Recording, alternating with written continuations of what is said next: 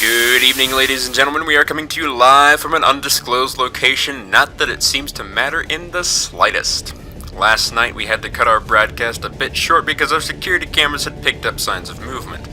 Turns out that the warning bells were right on time because our station here at Freedom Hollow was actually under attack. Luckily, since we have all this fancy radio equipment here that can broadcast our radio station worldwide, we were able to send out a distress signal. And to everyone's surprise, XCOM actually responded by the end of the hour, and boy are we glad they showed up when they did. We thought we were done for, but I saw with my very own eyes the XCOM Sky Ranger and at least 4 XCOM soldiers hot drop in, and they proceeded to wreck shop. I could have sworn when I finally saw them there was actually a 5th person from XCOM, but they must have been a ghost because I never saw them again. Fortunately, the ones I did see were epic beyond belief. They were able to save our broadcast from the Advent soldiers that showed up virtually on our doorstep. Advent brought everything they had, from snake people to mutons to assholes with flamethrowers. Flamethrowers, of all things. Thanks to those fires they started, the building we were in and broadcasting from is pretty much burnt toast at this point, but that doesn't really matter. Thanks to the efforts of XCOM, we are now able to officially rebrand. Yes, we're still the Resistance Radio, but now my team was hired on to be XCOM's official Resistance Radio. Now, I want to take a moment to remind our listeners, XCOM might not always show up to save the day. Be thankful when they do, but they're still human and their resources are spread pretty thin right about now.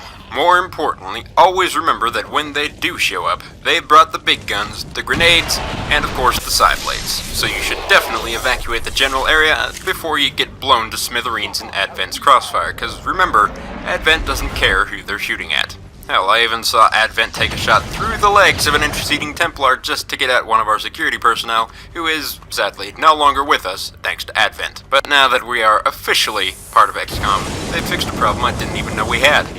Apparently, one of our station's own technicians was a double agent working for Advent. That's how they were able to find us. And to top it all off, she was no human double agent, but an alien that XCOM calls Faceless Ones. Apparently, these so-called Faceless Ones have infiltrated quite a few unlicensed havens across the globe. Now, don't immediately go off and shoot someone just because you suspect that they're acting a little bit weird. We'll provide you with more concrete measures on how to detect these aliens later, but I'm going to have to let you know right now, it's going to be incredibly difficult, because I can tell you beyond a shadow of a doubt that the person this thing was pretending to be was the last person I'd suspect of being an alien, which just goes to show that an alien bred for one specific purpose is usually pretty damn good at the one job they have. You may have noticed some static in a lot of our previous broadcasts as well. This was due to sabotage from the Faceless Ones, and I'm happy to say that we no longer have that issue.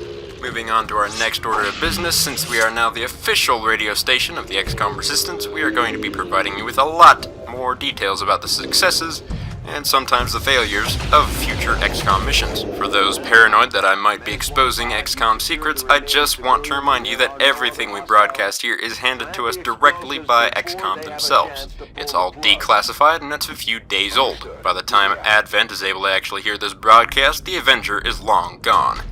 Now, one of XCOM's latest operations, codenamed Shattered Sky, did not go so well. With XCOM stretched so thin at this moment, injuries and general panic from some of the less battle-hardened recruit was prevalent throughout the mission, and due to some time constraints, bad decisions were made by several parties involved. Despite XCOM's best efforts, casualties were had. One soldier named Mogar received major injuries, and another codenamed Prophet was killed by a muton. Luckily, the other XCOM soldiers present were able to continue the mission without him, and were able to deal a serious blow to the Advent administration. We'll have more details on future missions for you soon, but until then, this has been Mystic from the official XCOM Resistance Radio, signing off.